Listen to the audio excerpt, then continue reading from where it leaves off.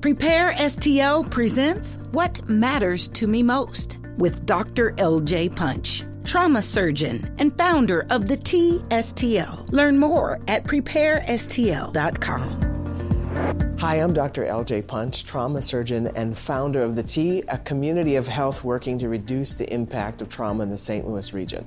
I'm at the T today, and I'm really excited to invite my friend, Dr. Liang, to talk to us about something that's really on people's minds right now. The new Johnson & Johnson vaccine. What does it mean? How is it going to impact us, and is it safe? We're also going to talk a little bit about new concerns about COVID-19 and the unique ways in which this is impacting people who aren't secure with a home. Can't wait to hear what Dr. Liang has to share with us today. What matters to me most? Dr. Liang, thank you so much for coming to the T today to talk to me. I appreciate it. Appreciate your time. How are you doing? Great. It's a privilege to be here. Thank you. You know, you and I go way back. We were residents together. We do. In Maryland, and then we've worked together here in St. Louis. You are like a multi-layered doctor. You practice a lot of different things. Tell me a little bit about your practice before we even get into this. Sure. So I do a combination of both emergency medicine and infectious disease. That's the way I trained. Obviously, we trained together at the University of Maryland, where I did emergency medicine and trauma medicine, and then now infectious disease. Wow. So not only can you save somebody who's bleeding to death, but you can, lead an organization through a pandemic. It's hard to say. No, just, again, really appreciate it. So, listen, there's a lot of buzz right now, and people are really worried about what the new vaccine that's on the scene and the FDA approval for that vaccine means for our community. So tell us a little bit about the Johnson & Johnson vaccine. How is it different? What does it mean? And what role is it going to play? Absolutely. So you obviously have heard a lot about this third vaccine that's come through a pipeline, the Johnson & Johnson or Janssen vaccine. It's a little bit different than Moderna and Pfizer vaccines, but the same concept. It kind of basically allows your body to respond to that spike protein, build the spike protein, develop immunity to it, so you can then repel an infection from the virus that causes COVID-19 later on. What's different about it? It is a single dose, so that's really an attractive part of this vaccine as opposed to Pfizer and Moderna, which is 2 weeks, which is 3 to 4 weeks apart, 2 doses. As far as the efficacy, there's been a large study. Obviously, these studies were all done in different parts of the world.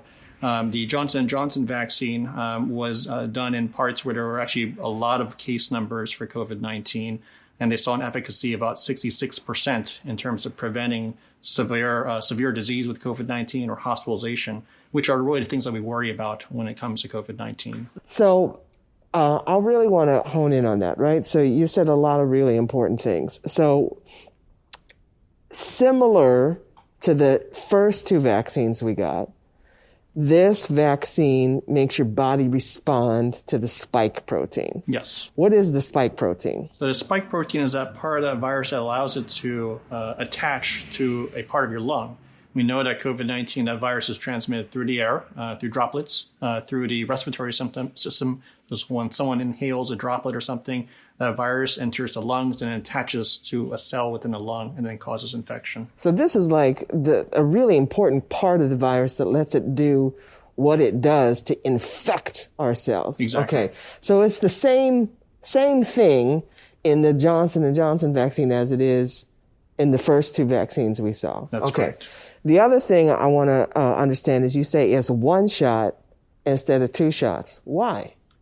That's a great question. A lot of it probably has to do with the immune responses generated by the vaccine. It's just the way that it was studied. So, with these tests, when they go through the first and second phase trials for clinical trials, they look at how long the immunity lasts in healthy volunteers. And they probably arrived at that dose, that one single dose based on those studies. So basically, without a second shot, this vaccine will give people a certain amount of protection based on the studies at how many months later? That's, unfortunately, those studies are still very fresh. So a lot of these studies are like in the last 6 months or so. So we have about 6 months of good kind of randomized clinical trial data. So we're going to find out. We're going to find out over the next couple months, a year, how long the immunity is. So there is some unknowns, the same way we have about the first, now we have about this. And then the last thing I really want to make sure I understand is this one you said has about a 66% impact. What does that mean? And how does it compare to the Moderna and Pfizer? And that's a really important point. So this vaccine and the Moderna and Pfizer vaccines were never studied head-to-head, meaning in one trial, in one place, with the same patient population and so forth. It's known that the Johnson & Johnson studies were, again, done in areas with a lot of cases of COVID-19. And as a result, there's a lot of transmission. So their risk of infection or exposure to infection was, very different compared to what we saw with the Pfizer and the Moderna vaccine. So basically, you're comparing two teams on a totally different field. Exactly. And so we can't necessarily hold on to that too much. That's correct. Okay. Yeah. But okay, so then let's understand, what kind of protection does the vaccine offer based on those results? Yes, so we know that, so the way the studies are designed, again, are to look at how many people end up with infection with SARS-CoV-2, the virus that causes COVID-19, and end up in a hospital. So requiring oxygen, requiring intensive care unit, or even maybe even a ventilator. So really bad disease with COVID-19. That's the way these studies were designed to look at. We do know that most of these vaccines, we do hope, will also prevent infection altogether. We just don't have the proof just yet. Okay, so basically this helped keep people out of the hospital. Exactly. And it sounds like the first few vaccines honestly did, based on the studies, which were not done on the same playing fields, so maybe apples and oranges, different kinds of results might have been the way they were studied. But in the one study, we saw maybe about 9 out of 10 people be protected from going into the hospital. And then in this study with the Johnson & Johnson, it's maybe down to like 7 out of 10. Exactly. We'll be right back. Learn about the pros and the cons of the COVID-19 vaccines. Visit preparestl.com to get the facts. Remember, the choice is yours. Prepare STL, helping St. Louisans of color prepare and prevail. What matters to me most is transparency. Do I have fact-based information? Hi, my name is Julia Ho. I'm with St. Louis Mutual Aid, and when it comes to the COVID-19 vaccine, what's most important to me is that people have a clear and consistent way of getting their questions answered from medical professionals, from people who are going to be distributing the vaccines, and that they have a way to communicate and to get their questions answered, as well as to address concerns that come up in the distribution or after receiving the vaccine. This is What Matters to Me Most with Dr. L.J. Punch, trauma surgeon and founder of the TSTL. So what about side effects? Was there a difference in how likely the new vaccine is to cause different or more severe side effects? Side effects are very similar to the Moderna and Pfizer. So muscle ache at the site where you get the injection. As far as other symptoms, all very, very minor. Obviously, this vaccine is just rolled out just approved, emergency use authorization approval about a week ago. So we'll find out as it gets rolled out as far as whether there will be any significant number of side effects, but it's not anticipated based on the studies. They're pretty infrequent. So right now, the information we have is that it's similar. Yes, exactly. But even with the first set of vaccines, there are some, not just side effects, but complications. Yes. I actually just saw a report, the adverse event report, which the way I understand it, that basically means that every time something happened after someone got the vaccine, that they got sick in some unexpected way or whatever, it got related to the vaccine, and we really don't know did the vaccine cause it or not, but yet it happened. It's a lot of those events. How are we using that information about those things, which are some of them pretty serious, even people quite honestly dying? How are we using that information, and how can we understand it? So I think the first thing to underscore even with those early vaccine adverse event reports is the good news is that we're talking about usually in the double digits number of cases among the millions of doses of vaccines administered. So extremely infrequent. That being said, there are many things that we can learn from this. And part of that is that if someone has had a prior reaction to a vaccine, say the flu vaccine or another vaccine, we might be a little bit more careful about whether or not we want to vaccinate that person as opposed to look for alternative means to protect them. I think that's one way. We know that many of the people who had problems with Pfizer and Moderna vaccines had prior reactions with vaccinations as well. I am telling everybody I can this bit of advice. If you've had a severe allergic reaction, if you have a history of anaphylaxis where you have to carry an EpiPen, or you're the kind of person that has to know if there's like a peanut or a scallop in your food, like those folks who have that history really do need to check in with their doctor before making that decision. Exactly. Yeah, and so you would say that's the same, perhaps, advice that you would give somebody for the Johnson & Johnson. Absolutely. If they're considering it. Yeah. You know, there's nothing more powerful than understanding the risks and the benefits when you're making an informed choice about the role the vaccine can have in your life. And you alluded to just now the fact that there are other things that we can do besides the vaccine to protect ourselves. What are some of those things? Well, really kind of similar, simple strategies that we've used over the last year, which is washing our hands, obviously, wearing a mask, social distancing, physical distancing. All of those things we know can prevent the transmission or spread of the virus within the air from person to person. So those things are still just as important today as they were a year ago when this pandemic was starting. Exactly. Yeah. So another question then, let's change gears. A lot of people are worried about the impact of these new strains, the variants. How are you thinking about that when you think about COVID now, a year later? Absolutely. So, I mean, this is the variants are a pretty complex part of this virus, and it's actually believe it or not, this is a natural part of the evolution of viruses in general, is that over time they develop ways to become more effective in terms of infecting human beings and so forth and transmitting from person to person. So they're like an iPhone got to remake themselves every year. Exactly. iPhone 1, 2, 3, 4. Yeah, they just keep coming with new stuff, right? Exactly.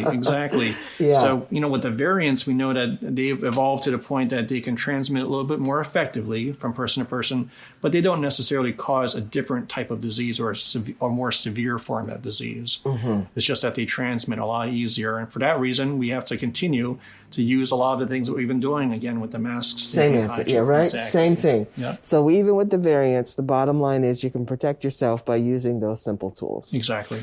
There's folks who are among us who have been dealing with all of this stuff, variants and COVID and all this stuff, who haven't had the protection of a home to keep their hands clean, to keep themselves covered, to keep distance from other people, or people whose housing has been threatened by this. What do you think about when you think about how we can support folks who are unhoused or housing insecure through this pandemic? And that's a really challenging one. I mean, we recognize that resources are needed in order to provide shelter and ability to protect oneself from other individuals who may be carrying the virus and transmitting and so forth. I think one of the things that we can do, the city and other places have looked at in terms of trying to open up more housing or to, as far as a moratorium on evictions and other kind of strategies, because this is a difficult time for everyone across the board.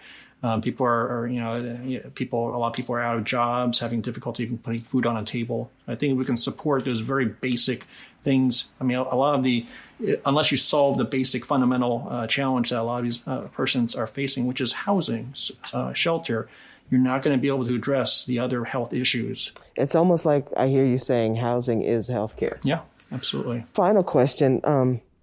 What are you the most worried about right now? And what is also still giving you the most hope? So I think the thing that worries me the most is, we are seeing that cases are coming down. So that's a really great news is seeing the hospital starting to empty out, fewer and fewer sick patients in the ICU. Even the COVID wards are getting a little bit thinner than they were before. So we're seeing less severe disease or people hospitalized for COVID-19. But I don't want people to let up their guard. This is the time when we have to keep pressing onwards as far as preventing additional transmission, thinking about other strategies to prevent infection in general. And, we recognize that, we wear masks for each other. And, the vaccine it's a decision for ourselves, a decision to protect ourselves. And I think that I would like people to weigh all the options and understand the data, ask questions about the vaccine, and make an informed decision about the vaccine. I love that. So, it's basically we might look like the other team is losing, but the game is not over. That's right. And we need to make responsible choices for ourselves. But the decision to wear a mask is a simple thing we can do to serve each other. Yep. I love that. Well, thank you so much for your time, and thank you so much for helping us keep informed. Absolutely. Thank you. I appreciate the opportunity. What matters to me most? We need to understand and be ready to make a decision for ourselves that comes from accurate, good information. That's what I heard today, but that also, no matter what decision we make, we can make simple choices to serve our community by continuing to have covered faces, be at a distance, and keep with hygiene. I think those 2 points are so powerful. They're points that anyone can take advantage of, and points that we need to make sure we're supporting folks even that might not have everything they need on a day-to-day basis to be able to make. What matters to me most is a presentation of Prepare STL. Prepare STL is a collaboration powered by the Missouri Foundation for Health in partnership with the Regional Health Commission, the City of St. Louis County, and other community health organizations to help prepare all St. Louisans for the effects of the COVID-19 response, how to stop its spread, and how to survive the pandemic physically, emotionally, and economically. Don't miss an episode of the What Matters to Me Most podcast with Dr. LJ Punch, trauma surgeon and founder of the TSTL, for the latest conversations on COVID-19 and STL, vaccines, racial health disparities, physical and emotional well-being, and more. Download the podcast at preparestl.com or wherever you get your podcasts. Executive producer, Vector Communications. What Matters to Me Most is another positive production of Rare Gem Productions.